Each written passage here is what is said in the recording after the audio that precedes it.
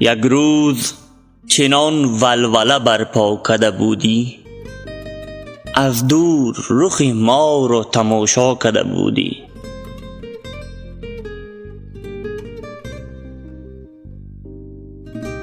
دیدم که تبسم به لبانت گواراست، مایان که فقیریم تو پاشا کرده بودی.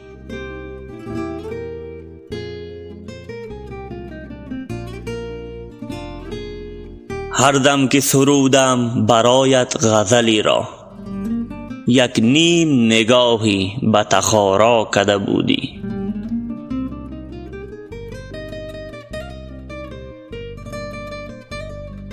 خلقی بگفتا توی دیوانه و مجنون، دیوانه نبودم تو رسوا کرده بودی.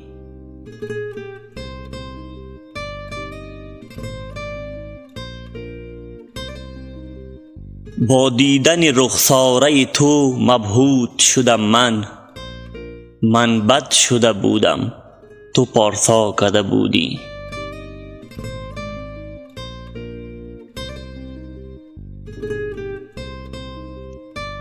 آرزو توی شوق و تمنای دل من، سرمای دلم را تو گرما کرده بودی.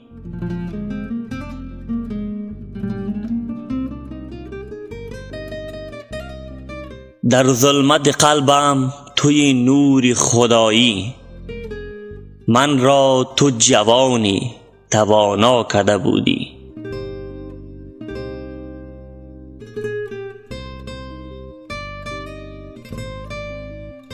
این من جاوید بسرایم سرودی خویش، معنای سرودم تو خودت را کرده بودی.